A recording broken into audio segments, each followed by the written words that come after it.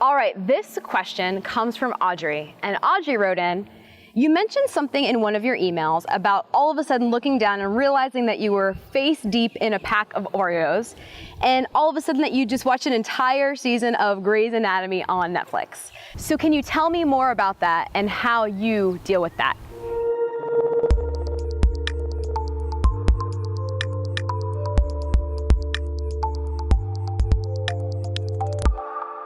Well, Audrey, that's a great question because I'm sure every woman can relate with that. We all find ourselves in situations that we're engaging in mindless behavior, whether it's what we're eating or whether it's what we're doing or how we're spending our time or how we're not spending our time. So here's the 3 things I would keep in mind when you catch yourself doing it or maybe after the fact. The first one is just recognizing that it's not a good or bad thing. You're not awful at life.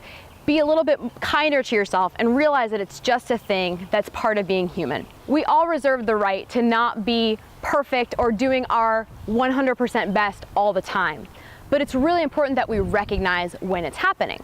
Then just ask yourself, what exactly am I avoiding? What am I postponing or stalling or not doing? And then the last thing is, what am I using instead of actually doing that one thing or achieving that one thing or facing or reconciling that one matter in my mind. I love how Brené Brown calls it numbing. When we're numbing ourselves with something, whether it's food or TV or whatnot.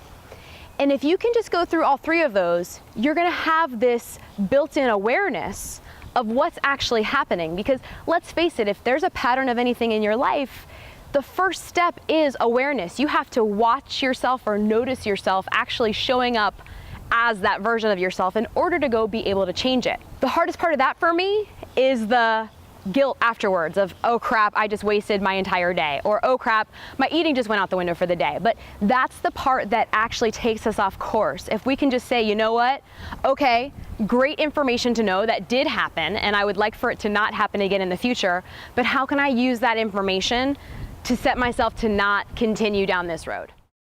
There are 6 essential steps that every modern-day woman needs to take if she's looking to ditch the bitches in her life. Do you know what they are? In this free crash course, I'll introduce you to these 6 simple steps that you can take right away to help you upgrade your self-esteem and confidence and finally start doing all the stuff you've been wanting to do for a while.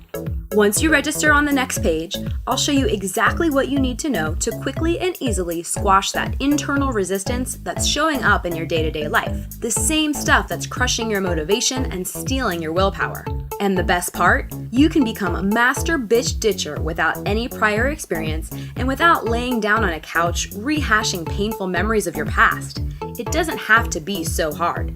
If you've got bitches and they're keeping you stuck, you can't afford to ignore them any longer. Isn't it time you quiet them for good? Click the link below to get started now.